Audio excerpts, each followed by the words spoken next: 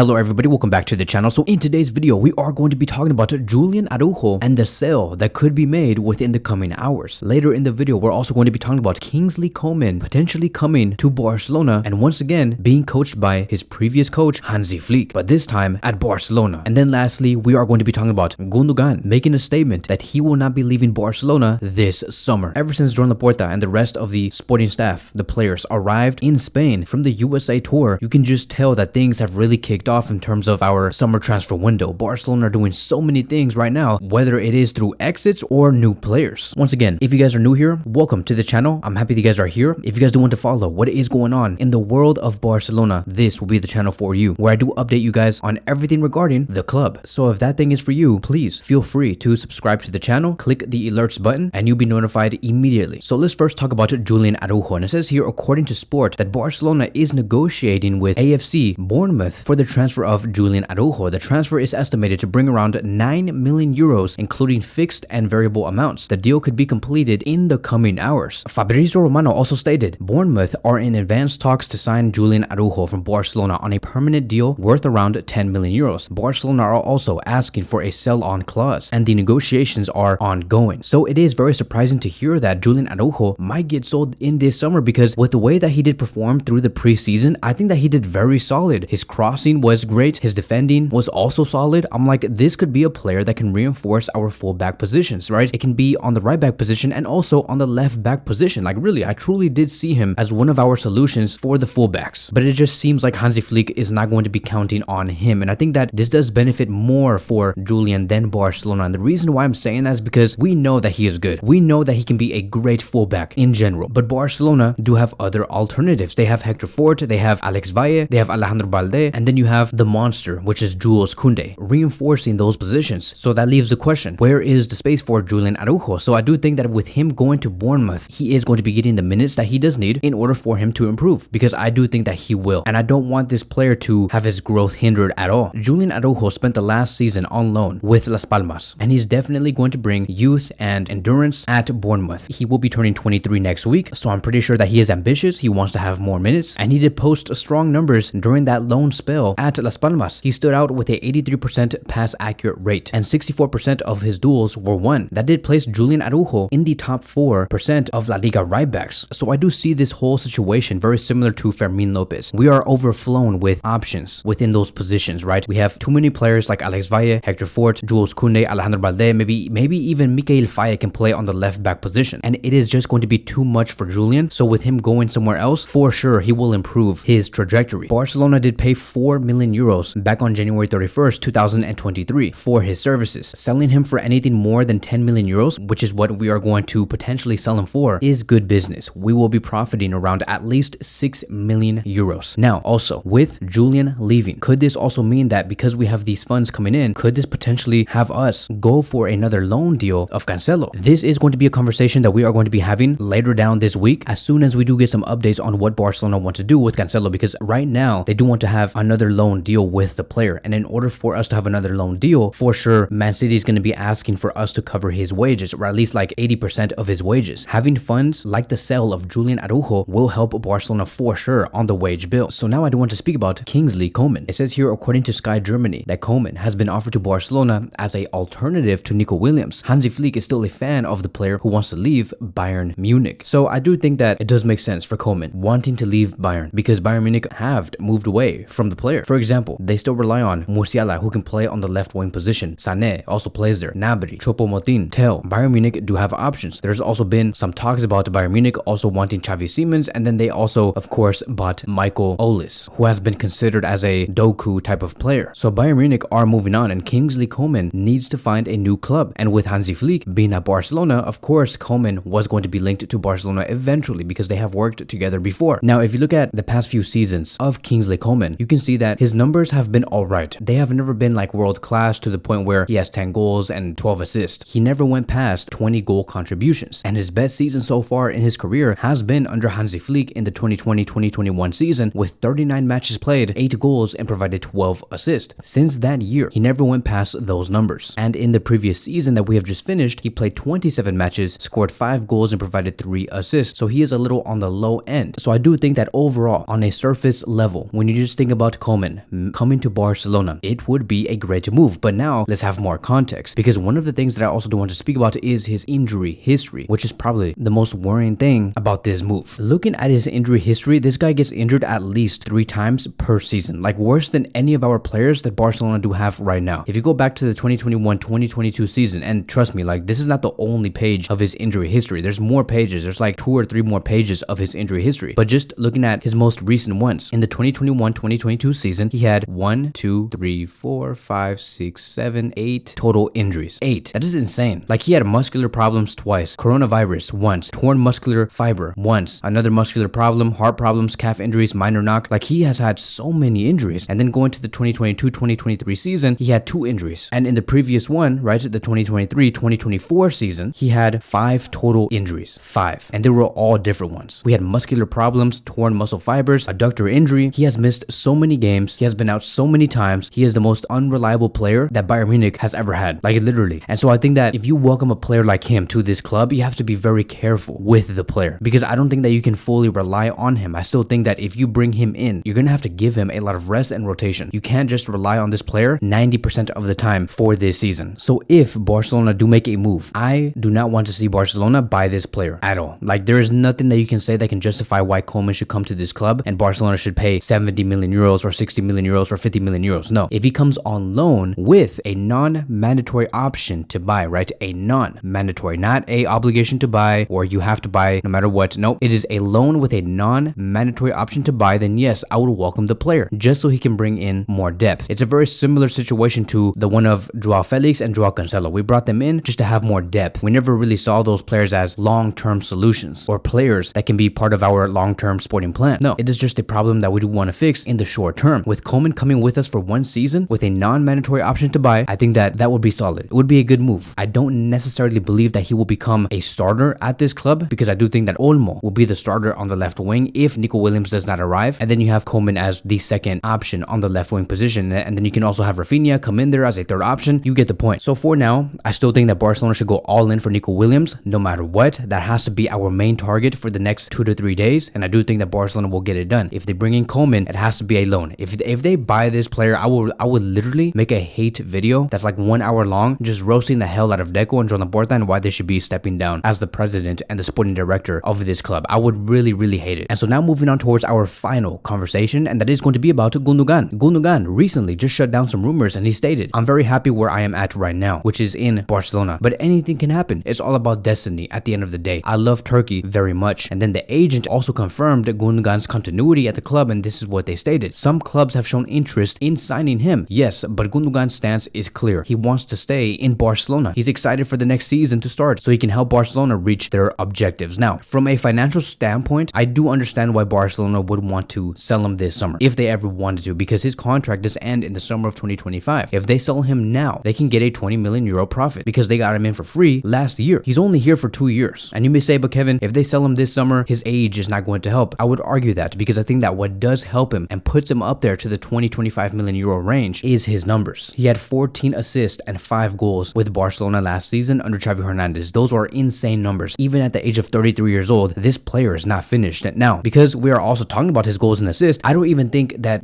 Barcelona should be selling the player. No matter what, it does not hurt to keep him, because I think that in the situation that he is in, he deserves a second season, and especially under Hansi Flick, right? A German coach. He deserves to win titles with Barcelona, and I think that with his experience and what he brought to us last season in terms of goals and assists, I don't mind Gundogan not leaving. Like, yes, it would be a great profit. I understand that. But sportingly, Gundogan is very important. He gives us aggressive feedback, and especially to the players. I remember what he said last year after the Clásico. He said, "I did not come to Barcelona to lose like this," which is true. We need that type of experience and mentorship at this club, because we have so many youngsters, and these youngsters have to learn. And one of the best ways they could learn is by bringing in a treble winner like Gundogan. And so to me, Gundogan's continuity does not hurt Barcelona at all, and I do see him having a great season with us for sure. Let's see if he can better those numbers from last season under Hansi. That is going to be wrapping up today's video. Thank you guys so much for watching, and I will see you guys in the next one.